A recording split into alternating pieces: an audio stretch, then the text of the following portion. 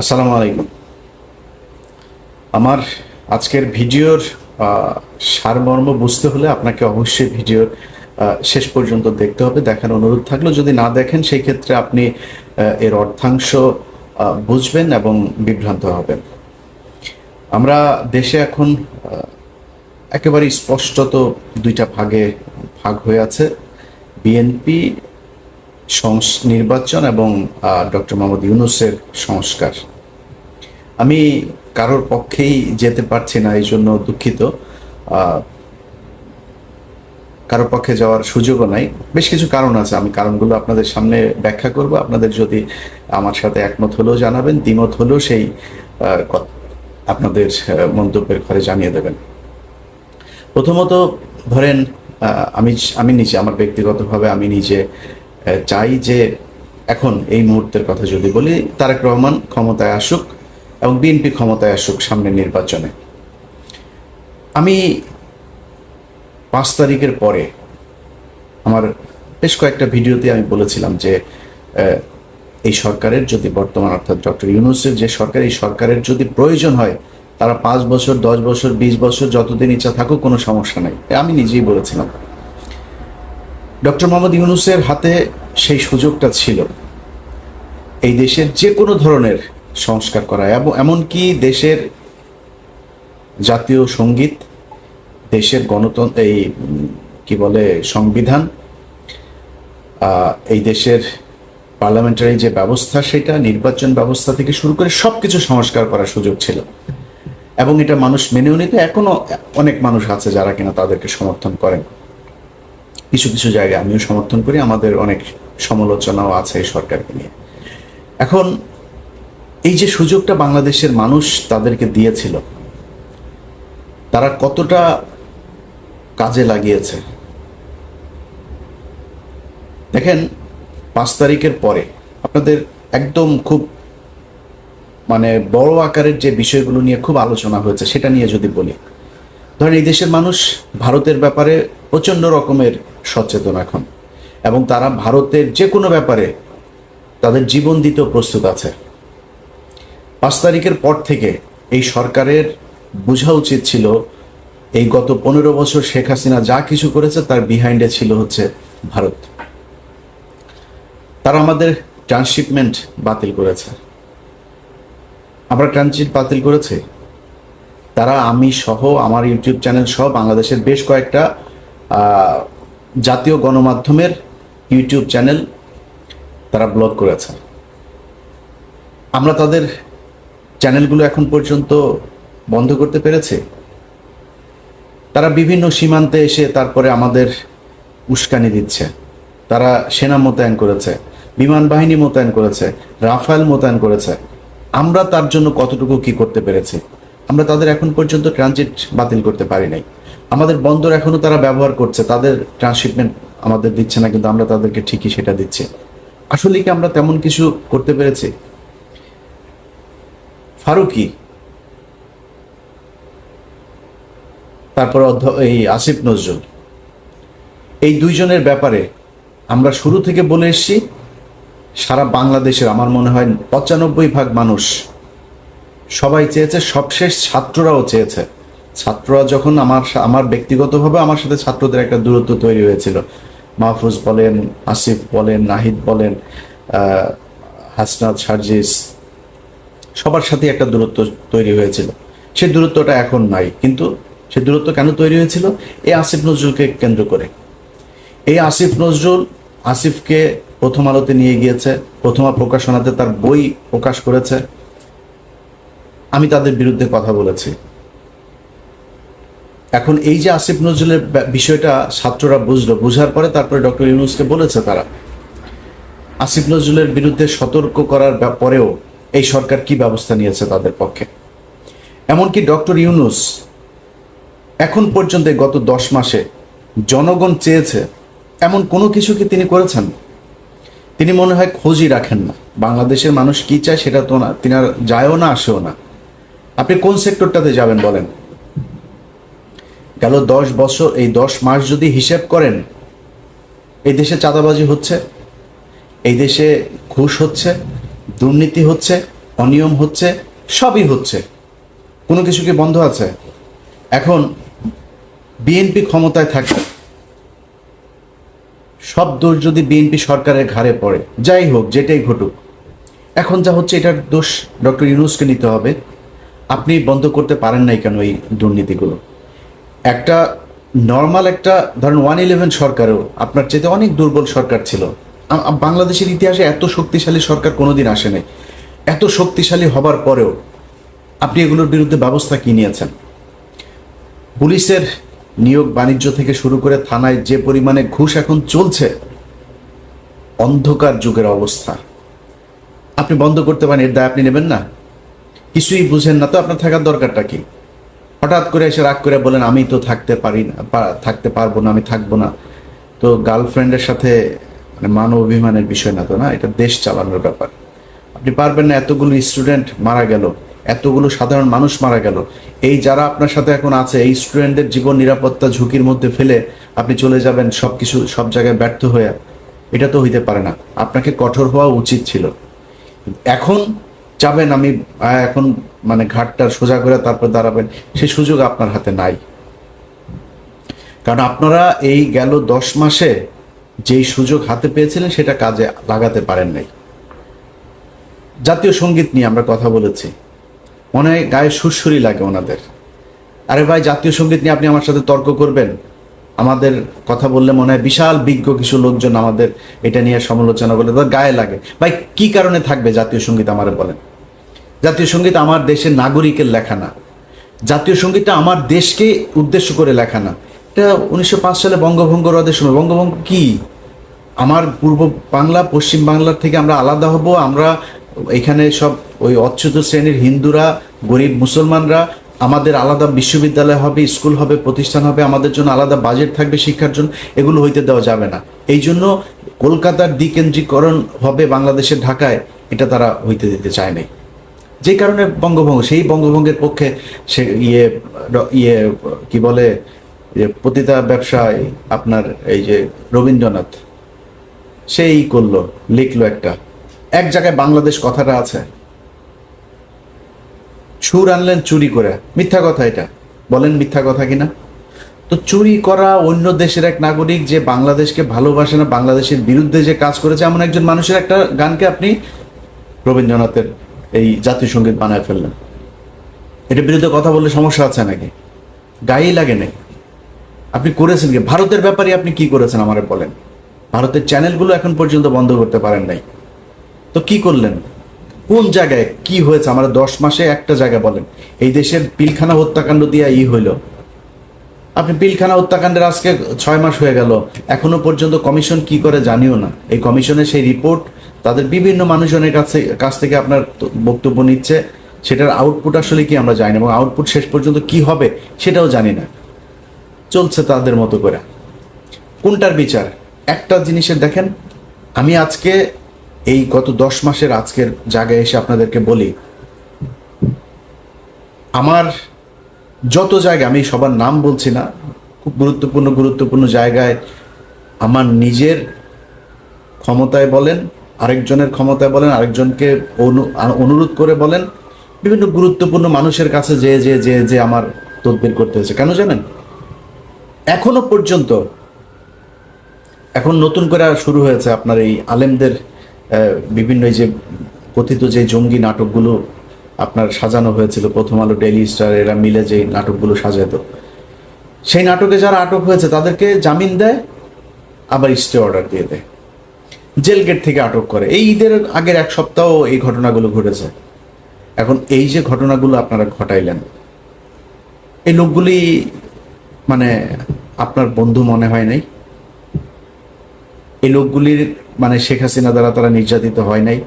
এই লোকগুলির জন্য কিছু করবেন না আপনি? আপনার মনে হইলো যে না এরা আপনার শত্রু, টাচই করলেন। আরে ভাই, আমি কে? আমি এই দেশের কি একটা তেলা পোকা?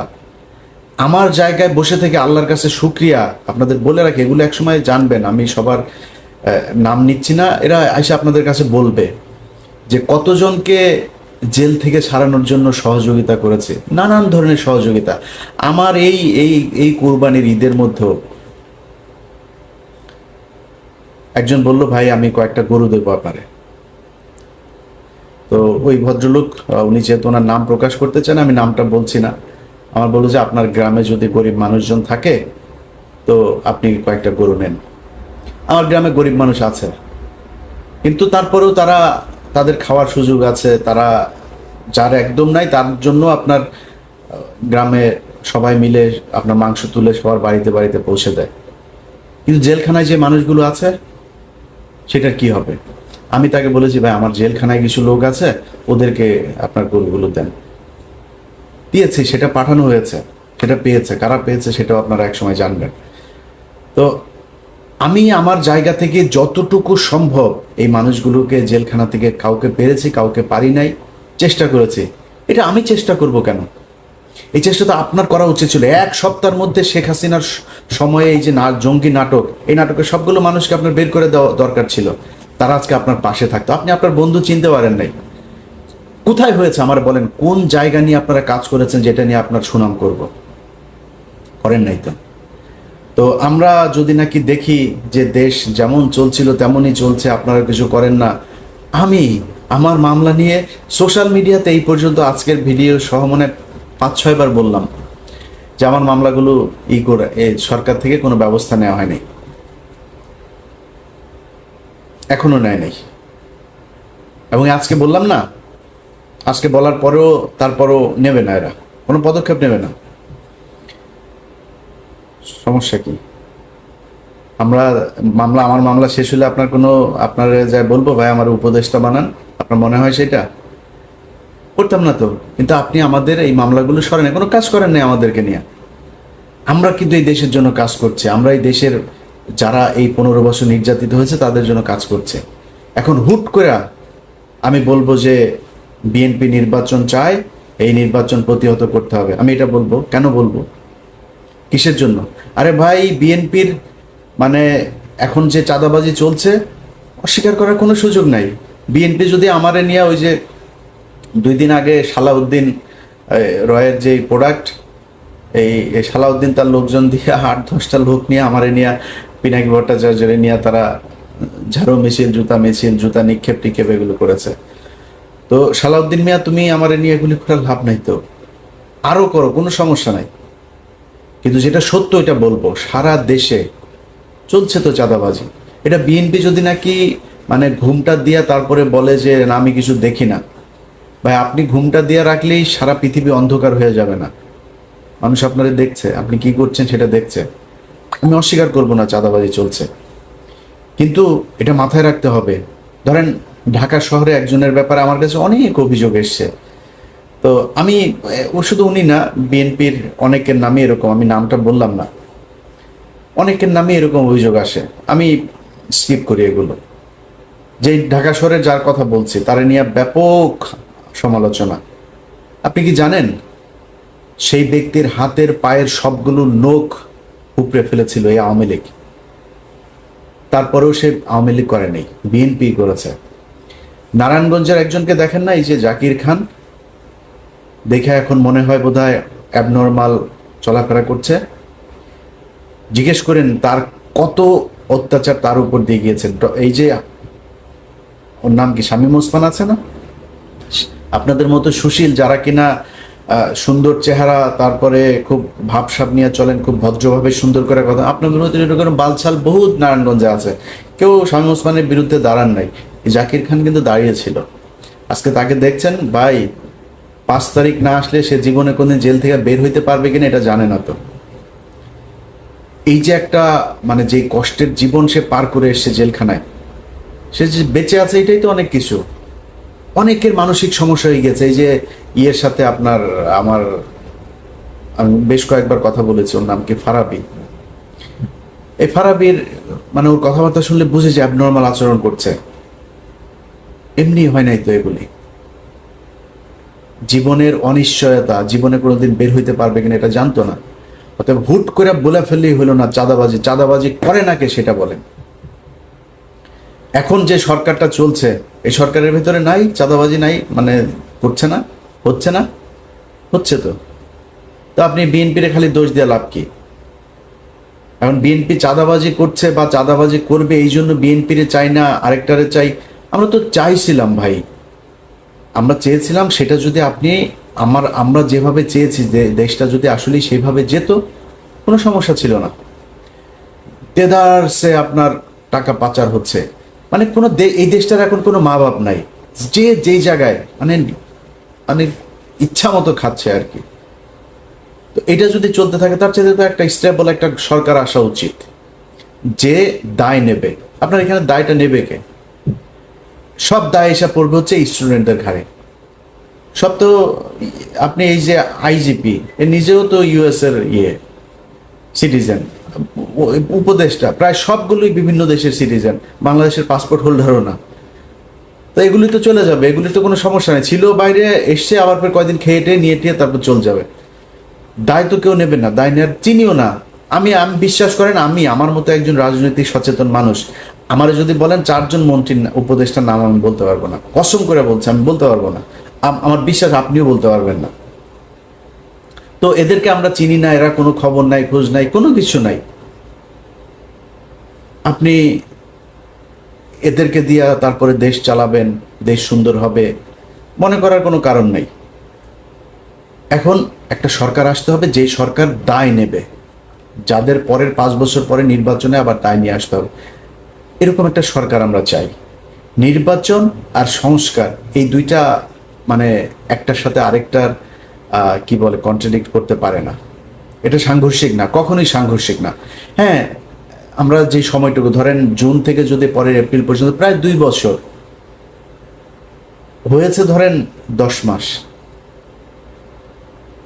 করলেন কি? এই 10 মাসে অগ্রগতিটা কি আমার দেখান একটা। পরের 10 মাসে যে অগ্রগতি হবে আমি এরকম কোনো সম্ভাবনাও দেখছি না। তো যদি না হয় তাহলে আমার মনে হয় নির্বাচন দিয়ে দেওয়া উচিত। আমি আমি আমি ব্যক্তিগতভাবে মনে করি এপ্রিল পর্যন্ত যাওয়া উচিত না। এপ্রিলের আগে আমার মনে হয় সেটা যদি সম্ভব হয় অক্টোবর নভেম্বরের ভেতরেই নির্বাচন হয়ে যাওয়া উচিত। কারণ যারা এই গত 10 মাসের যেই সময়, এই সময় যাদের হাতে সবচাইতে এক্সট্রিম পাওয়ার প্র্যাকটিস করার সুযোগ ছিল, তারা যেহেতু পারে নাই, সেই সময়ে যেহেতু পারেন নাই, পরের 10 মাসে পারবেন না, এটা মোটামুটি কম। যেদিন বলেছেন আমি পদত্যাগ করতে চাই, ওই দিন আপনার শক্তি শেষ। এবং আমার যতটুকু আমার কাছে তথ্য আছে, আপনাদেরকে থাকতে দেওয়া হবেও না। বিএনপির ব্যাপক কর্মসূচি, তারা আমার কাছে থাকা তথ্য অনুযায়ী তারা ঝামেলা করবে, তারা আন্দোলন করবে আপনারে সরায় দেওয়ার জন্য। এবং সেটা কাটিয়ে ওই যে ওইভাবে রাতের বেলা তারপর বলে আমি তো থাকতে চাই না, অভিমান হয়েছে, আমি দেশে থাকবো না, চলে যেতে পারবেন। এর বাইরে কোনো কিছু করতে পারবেন না। ওই শক্তি আপনার এখন নাই। সেনাবাহিনী আপনার পক্ষে নাই, সিভিল প্রশাসন আপনার পক্ষে নাই, দেশের রাজনৈতিক দলগুলো আপনার পক্ষে নাই। আমার তো মনে হয় এখন আপনাদের বোধহয় মানে কিছুটা এইদিক ওই দিক, জামাত ইসলাম বোধহয় আপনাদের কিছুটা দেয়, আর এনসিপি তো আছেই, এর বাইরে কেউ আপনাদের পক্ষে নাই। আপনি থাকবেন কিভাবে? বাট অনেকক্ষণ সমালোচনা করে আবারও বলি, ডক্টর ইউনূস, আমরা আসলেই চাই আপনি, এবং শেষ দিন পর্যন্ত একটা কথা বলে যাই, এর আগেও বলেছে আজকেও বলছি, শেষ দিন পর্যন্ত আমার নিঃশ্বাস যতদিন থাকবে আমি স্টুডেন্টদেরকে সর্বোচ্চ সম্মানের চোখে দেখতে চাই, সর্বোচ্চ সম্মান করব। কারণ এদের কারণে আজকে এই বিএনপি যে ক্ষমতায় আসতে চায়, নির্বাচন চায়, এটা বলার সুযোগ পেয়েছে তাদের কারণে। তো 24-এ নির্বাচন হয়েছে, আবার 29-এ নির্বাচন হইতো, এর আগে নির্বাচন নিয়ে কথাও বলতে পারতেন না। এদের কারণে এরা জীবন দিয়েছে, বিশাল খারাপ সময়ে তারা সাহস নিয়ে তারপরে এগিয়ে এসেছিল, যেই কারণে তাদের প্রতি সর্বোচ্চ সম্মান থাকবে। ডক্টর ইউনূসের প্রতি অসম্মান দেখানোর কোনো সুযোগ নাই। এই লোকটা ব্যক্তিগতভাবে আমাদের দেশের কোনো ক্ষতি করে নাই। এই লোকটার কারণে গত 10 মাস যে দেশে যে একটা সরকার অন্তত আছে, সেটাও এর কারণে সম্ভব হয়েছে। আদারওয়াইজ যে ষড়যন্ত্রে গত 10 মাসে বিএনপি, এই আওয়ামী লীগ এবং ইন্ডিয়া করেছে, এই ষড়যন্ত্র কাটিয়ে ডক্টর ইউনূসের থাকার সম্ভব হতো না। সো তাকে একটু ক্রেডিট দিতেই হবে, এবং এই কারণে তার প্রতি সম্মান, সর্বোচ্চ সম্মান জানিয়ে বলছি যে ডক্টর ইউনূস, আপনি দেশ চালাতে ব্যর্থ হয়েছেন। আপনি যেই শক্তি, যেই কঠোর হওয়ার দরকার ছিল, সেটা হইতে পারেন নাই। আমি যদি এখন একবারে বলি যে বিএনপির চাঁদাবাজি অবশ্যই হয়েছে, চাঁদাবাজি, এই চাঁদাবাজির জন্য আপনি দায়ী, আপনার প্রশাসন দায়ী। কারণ কোনো দেশে চাঁদাবাজি হচ্ছে সেটার জন্য যেই পদক্ষেপ নেওয়া দরকার আপনি নেন নাই। আর ভাই তারেক রহমান লন্ডনে বসে থাকা সেইখান থেকে সে যে কয়জনরে বহিষ্কার করেছে এই পর্যন্ত চাঁদাবাজির জন্য, আপনি অতজন মানুষের চাঁদাবাজির জন্য আটকও করেন নাই। আপনার আপনার কাছে কেমনে আমরা আশা করব যে আপনি ভালো করে দেশ চালাবেন, কিছু একটা করবেন? অতএব আমি আমি মনে করি যে বিএনপি এই নির্বাচন হওয়া দরকার। যেহেতু 10 মাস হয়ে গিয়েছে, একটা আমার মনে হয় খুব 1 মাস সময় যথেষ্ট একটা সব দলকে নিয়ে বসে একটা সিদ্ধান্তে আসা যে কিভাবে নির্বাচনটা হবে এবং নির্বাচন 5 বছর যে সরকার থাকবে সেই সরকার যাওয়ার পরে কিভাবে আবার পরবর্তী নির্বাচন হবে, এই জায়গাটায় ঠিক করে তারপরে আমার মনে হয় করা উচিত। আপনারা সংবিধান করতে পারবেন না, আমার মনে হয় না করতে পারবেন। তো এটা ঠিক করে আমার মনে হয় নির্বাচন দিয়ে দেওয়া উচিত। এবং নির্বাচন দিয়ে দেওয়ার পরে ডক্টর ইউনূস যদি চায় রাজনীতি করতে, এনসিপির প্রধান হয়ে তিনি রাজনীতি করুক, নির্বাচন করুক, মানুষই তো চায়, তাই না? মানুষ যদি চায় তাহলে আপনি প্রধানমন্ত্রী হবেন, আপনার দল ক্ষমতায় আসবে। আর যদি মানুষ তারেক রহমানকে চায় তাহলে তারেক রহমান প্রধানমন্ত্রী হবে, বিএনপি ক্ষমতায় আসবে। আমরা এই জায়গায় স্পষ্ট, এই নির্বাচন এবং সংস্কার এই দুইটাকে আলাদা করে, দুইটাকে সংঘর্ষ বাঁধিয়ে দুইটার মধ্যে বিরোধ তৈরি করার কোনো সুযোগ নাই। আপনারা সেটাই করেন। সবশেষ বিএনপিরে একটু বলে দেই ভাই, এই গত 10 মাসে আপনাদের নিয়ে যে কথা বলবো, আপনাদেরকে তুচ্ছ তাচ্ছিল্য করে আপনার বিরুদ্ধে কথা বলবো, আমার নামে অনেক ফেক আইডি টাইডি এগুলো বানায়, অনেক কিছু চলে, আমি বলি না এমন কথা অনেক জায়গায় করে। কিন্তু আমি আপনার নিয়ে সমালোচনা, তারেক রহমানের নিয়েও সমালোচনা করবো। তারেক রহমানের ক্ষমতায় আসতে দেন, আমি ওনারে নিয়েও সমালোচনা করবো। আমার একদমই ইচ্ছা নাই যে তারেক রহমান আমারে ধরে নিয়ে তারপরে পূর্বাঞ্চলে একটা প্লট দিবে, তারপরে তারেক রহমান আমারে নিয়ে মন্ত্রী বানাই দিবে। আমি হইতে চাই না, একদমই চাই না। কারণ আমরা সবাই যদি ওই মুন্নি সাহাদের মতো হয়ে যায় না, এই বিএনপি আওয়ামী লীগের মতো অবস্থা হবে, সেটা আমরা হইতে চাই না। তারেক রহমান আমার এটা ভালোভাবে নেক আর খারাপভাবে নেক, আমি এই সমালোচনাটুকু করে যাব যেটা করা দরকার। এখন আপনি যে ক্ষমতায় আসবেন, আপনার পুরো দেশের যেই মানুষগুলো ভোট দেবে, তারা এখন আপনার বিরুদ্ধে কেন কথা বলে একটু চিন্তা করেন তো। আপনার বিরুদ্ধে কথা বলার তো সুযোগ নাই, কারণ আপনি গত 15 বছরে, আমার তো মনে আছে এখনো, সেই যে জনির মানে শুধু বুকের মধ্যে 19টা গুলি করেছিল, মনে নাই আপনার? এই বিএনপির কত মানুষ গুম হয়েছে, এই বিএনপি রাস্তায় নেমেছে, গুলি খেয়েছে, আন্দোলন করেছে। এই সব শেষ আন্দোলনেও আমার মনে হয় তারা সবচাইতে বেশি মানুষ তাদের ক্ষতিগ্রস্ত হয়েছে, মারা গিয়েছে, রাস্তায় নেমেছে, পঙ্গু হয়েছে। আপনি তারে যা তা বলতে পারবেন না, আমারও বলার সাহস নাই। কিন্তু ভাই, এই যে 15 বছর যা অর্জন করেছিলেন, গত 10 মাসে আমার মনে হয় 80 ভাগ শেষ। এত চাঁদাবাজি করেছেন আপনারা সারা দেশে, এমন ভয়ঙ্কর পরিস্থিতি।